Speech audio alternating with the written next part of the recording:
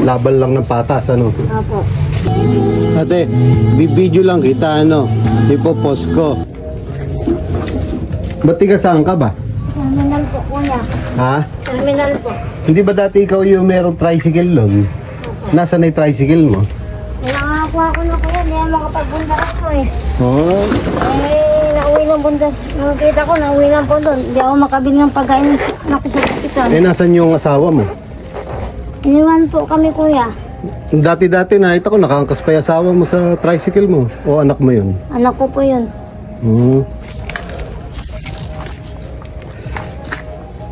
Yung malaking lalaki. Apo, nasa hospital po yun ngayon kuya. Bakit? May sakit sa baga po. Saan hospital ba? PJG? JJ po. Wow. Ganun ba? Kasi araw-araw ikaw ang kumakayod. Ano yun? Sa Akpa ba kayo nakatira? Sa terminal po kuya. Terminal? Apo. May bahay kayo doon? Mayroon po. Ilay anak mo? Ito po. Naku, dami pala. Paano yun? Mga nag-aaral lahat. Yung ano po, yung dalawa lang po. Diba? Yung malilito po eh. Sino naiiwan doon? Yung ano po, yung anak kong babae po. Magkano naman kinikita mo sa isang araw? 200 po kuya. 200 lang. Opo. Pangkain nyo na yun. Pangkain lang po. Nagkakasya na yun.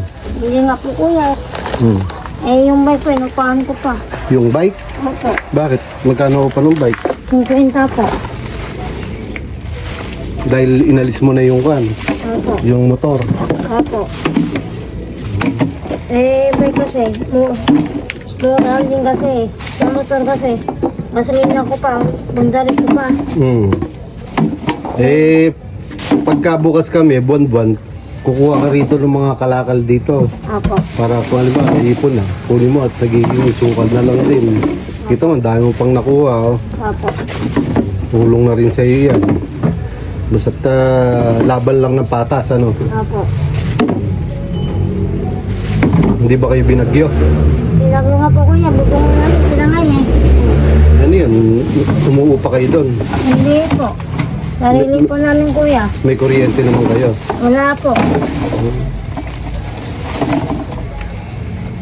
Dahil matagal lang kita nakikita dumadaan na tricycle pa dala mo noon. Hanggang sa naging bisikleta. Hindi kaya na po. Bundari kuya eh. Bundari ko nauwi lang din po yung kinikita. Saan mo dinadala yan? Sa terminal pa po. May junk shop ba ron? Meron po.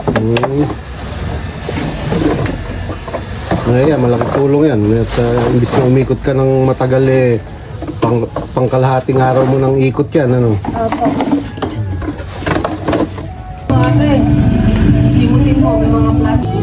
Ate, bibidyo lang kita, ano?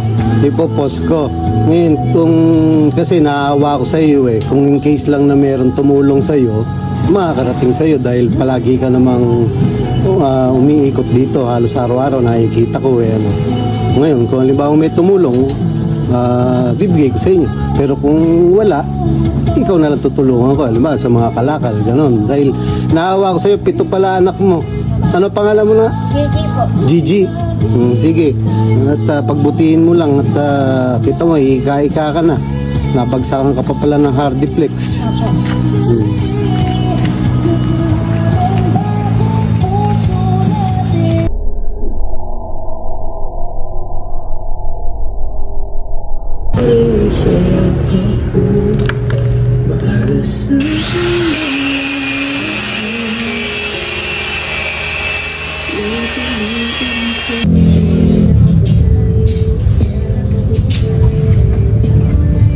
Yung sugat mo na yan, hugasan mo. Tapos lagyan mo, pabendaan mo. Ito, bibigyan kita ng gamot. Inumin mo to, antibiotic to, inumin mo sa umaga. Ayun, nakakain ka na, pinakain ka namin sopas, di ba?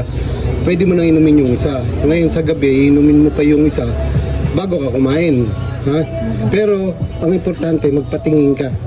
Libre naman patingin sa PJG. Ano? Huwag mo hayaan, pagka ikaw nagkasakit, kawawa yung mga anak mo. Thank you po. Sige.